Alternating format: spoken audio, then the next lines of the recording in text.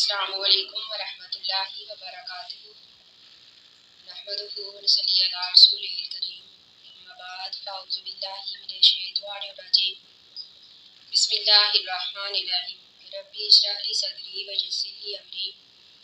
वहलुल उक़दतम मिन लिसानी लियफ़क़हू क़ौली। अल्लाह ताला कुरान पाक में फरमाती है, इन्ना बेशक अल्लाज़ीना वो लोग अत्तख़ज़ू जिन्होंने बना लिया अलिजला बछड़े को मबूद, यानी इससे मुराद बनी इसराइल है कि जिस वक़्त हज़रत मूसा अलैहिस्सलाम तौरात लेने के लिए कोहे तूर पर गए तो पीछे से बनी इसराइल ने बछड़े की पूजा शुरू कर दी। तो अब अल्लाह ताला फरमाते हैं कि वो लोग जिन्होंने बछड़े को मबूद बना लिया सयनालून अनकरीब पहुँचेगा उनको। यहाँ पर सा का मैनी है अनकरीब, यनालून पहुँचेगा उनको, उनसे मुराद हो यानी उनको। अल्लाह ताला फरमाते हैं कि पहुँचेगा उनको गज़ब मिन रब्बिहिम उनके रब की तरफ से, व ज़िल्लतुन और ज़िल्लत फिल हयाती दुनिया दुनिया की ज़िंदगी में, व कज़ालिका और इसी तरह, वाव का मैनी और कज़ालिका और इसी तरह, नजज़ी हम बदला देते हैं अल मुफ्तरीन झूठ बांधने वालों को। यहाँ पर नजज़ी में ना का मैनी हम, यानी ना जो है ये मुतकल्लम के लिए इस्तेमाल होता है। नजज़ी हम बदला देते हैं अल मुफ्तरीन झूठ बांधने वालों को। अब अल्लाह का गज़ब ये था कि तौबा के लिए कत्ल करना ज़रूरी समझा गया, जिस तरह की सूरत बकरा में भी है कि जब उनको अपनी गलती का एहसास हुआ तो फिर उनकी तौबा के लिए ये ज़रूरी करार पाया कि उनको कत्ल कर दिया जाए। जिस तरह सूरत बकरा में है फ़क़्तुलू अनफुसकुम, अल्लाह ताला ने फरमाया कि अपनी जानों को कत्ल कर दो। अब ये कत्ल किस तरह किया गया इसके बारे में दो राय है। पहली राय ये है कि ये तमाम लोग दो सफ़ों में खड़े हुए और एक सफ़ वालों ने दूसरी सफ़ वालों को कत्ल कर दिया, और दूसरी राय ये है कि जिन्होंने शिरक का इर्तिकाब किया था उनको सफ़ में खड़ा किया गया और वो लोग जो शिरक से महफूज रहे थे उन्होंने उनको कत्ल कर दिया। तो अल्लाह ताला फरमाते हैं व कज़ालिका और इसी तरह नजज़ी हम बदला देते हैं अल मुफ्तरीन झूठ बांधने वालों को। वल्लज़ीना और वो लोग आमिलू जिन्होंने अमल किए असय्याती बुरे, सुम्मा फिर ताबू तौबा की मिन बादिहा बाद इसके, वामनु और ईमान लाए, इन्ना बेशक रब्बा का तेरा रब मिन बादिहा बाद इसके, यानी बाद तौबा करने के,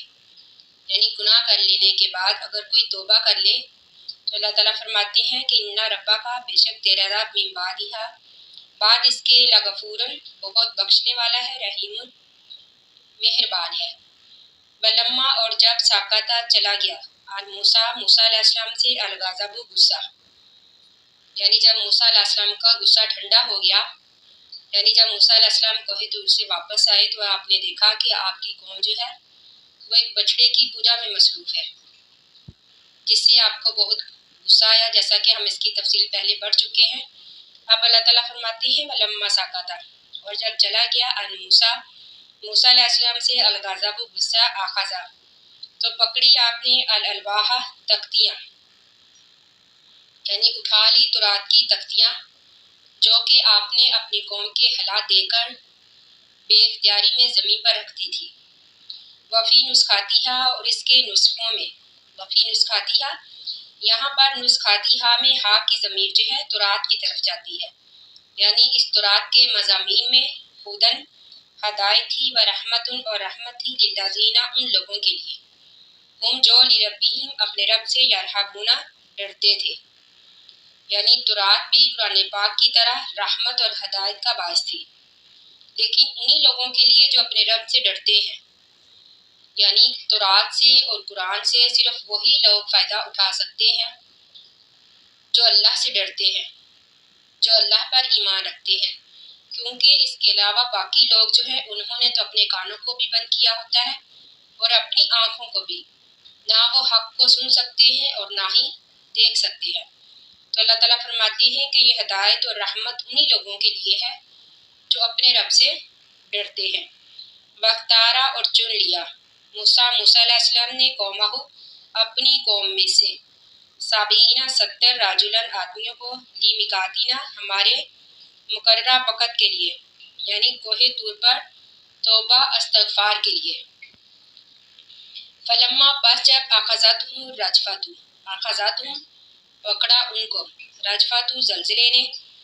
یعنی ان 70 آدمیوں کو۔ فلما پس جب اخذتہم الرجفۃ پکڑا ان کو زلزلے نے، قالا تو فرمایا موسیٰ علیہ السلام نے، ربی اے میرے رب، لو شئتا اگر تو چاہتا، اہلکتہم ان کو ہلاک کر دیتا، من قبل اس سے پہلے، وإیایا اور مجھ کو بھی، اتہلکنا کیا تو ہلاک کرے گا ہم کو، بما اس وجہ سے، فعل جو کیا، السفہاء بیوقوفوں نے، منا ہم میں سے، انہی یا نہیں یہ، الا مگر فتنتک تیری آزمائش،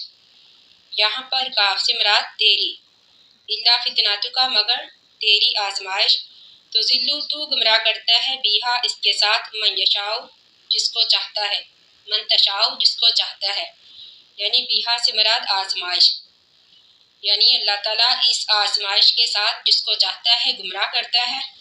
وتہدی اور ہدایت دیتا ہے، من تشاء جس کو تو چاہتا ہے، انت ولینا انت تو ہی، ولینا ہمارا والی ہے، فاغفر لنا بس معاف کر دے ہم کو، ورحمنا اور ہم پر رحم فرما، وانت اور تو خیر الغافرین بہتر معاف کرنے والا ہے۔ اب بنی اسرائیل میں سے یہ 70 آدمی کون تھے، اس کے بارے میں مفسرین کی مختلف رائے ہیں۔ پہلی رائے یہ ہے کہ جب موسیٰ علیہ السلام نے بنی اسرائیل کو تورات کے احکام پڑھ کر سنائے تو انہوں نے آگے سے جواب دیا کہ ہم کس طرح مان لیں کہ یہ واقعہ ہی اللہ تعالیٰ کی طرف سے نازل کردہ ہے۔ انہوں نے کہا کہ ہم اس وقت تک یقین نہیں کریں گے جب تک کہ اللہ سے ہم کلام نہ ہو جائے۔ تو حضرت موسیٰ علیہ السلام نے بنی اسرائیل میں سے 70 آدمیوں کو چنا اور اپنے ساتھ کوہ طور پر لے گئے۔ وہاں حضرت موسیٰ علیہ السلام نے اللہ تعالیٰ سے کلام بھی کیا، جسے ان لوگوں نے بھی سنا، لیکن بعد میں انہوں نے ایک اور مطالبہ کر دیا کہ جب تک ہم اللہ کو نہ دیکھ لیں گے ہم ایمان نہیں لائیں گے، تو اللہ تعالیٰ نے ان کو بے ہوش کر دیا۔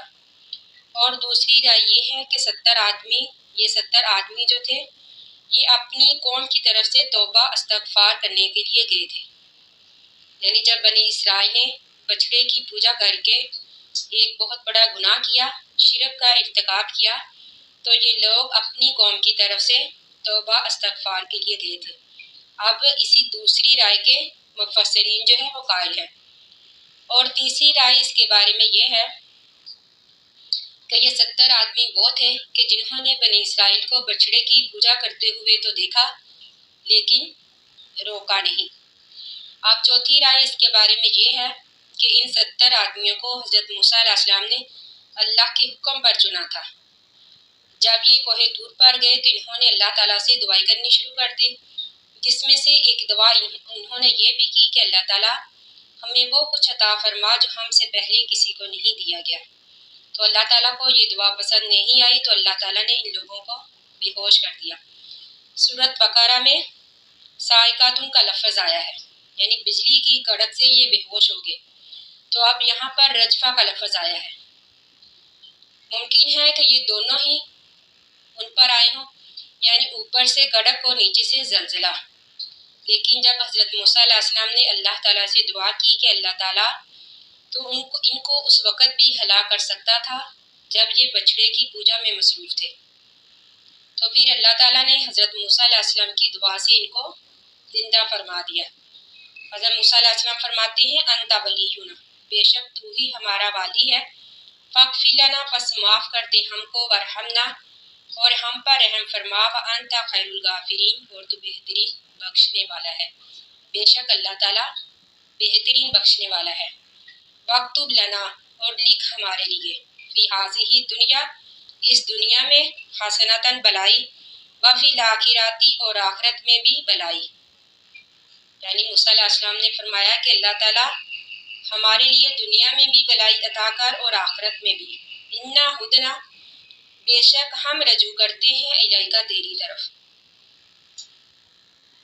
قالا تو کہا اللہ تعالیٰ نے، عذابی میرا عذاب، اصیب بھی میں پہنچاؤں گا اس کو، वसीबू यानी अल्लाह ताला फरमाते हैं कि मैं पहुंचाऊंगा भी इस अजाब को मन अशाओ जिस पर चाहूँगा, बरहमती और मेरी रहमत वासियत वसी है, कुल्ला शैइन हर चीज़ पर, फसा अक्तुबुहा अनकरीब मैं लिखूंगा इस रहमत को। यहाँ पर हा की ज़मीर जो है रहमत की तरफ जाती है। फसा अक्तुबुहा अल्लाह ताला फरमाते हैं कि अनकरीब मैं लिखूंगा इस रहमत को, लिल्लज़ीना उन लोगों के लिए यत्तकूना जो परहेजगारी करते हैं यानी आखिरत में, वयूतून ज़काता वयूतूना और अदा करते हैं अज़काता ज़कात, अल्लज़ीना और वो लोग, हम जो भी आयातिना हमारी आयात पर युमिनूना ईमान लाते हैं। यानी अल्लाह ताला की रहमत दुनिया में तो इससे काफिर भी फ़ायदा उठाते हैं और ईमान वाले भी, लेकिन आखिरत में ये रहमत जो है ये ईमान वालों के लिए ही खास होगी। जैसा कि हदीस में है कि अल्लाह ताला फरमाते हैं कि मेरी रहमत के 100 हिस्से हैं, यानी अल्लाह की रहमत के 100 हिस्से हैं। उनमें से एक हिस्सा जो है जिसकी वजह से मखलूक एक दूसरे पर रहम करती है और वहशी जानवर अपने बच्चों पर शफकत करते हैं, और बाकी 99 हिस्से रहमत के जो हैं ये आखिरत वाले दिन ईमान वालों के लिए खास होंगे। जिस तरह के अल्लाह ताला ने फरमाया कि मैं अनकरीब रहमत को लिख दूंगा उन लोगों के लिए, यानी आखिरत में जो परहेजगारी करते हैं, तकवा इख्तियार करते हैं, ज़कात अदा करते हैं और अल्लाह की आयात पर ईमान लाते हैं,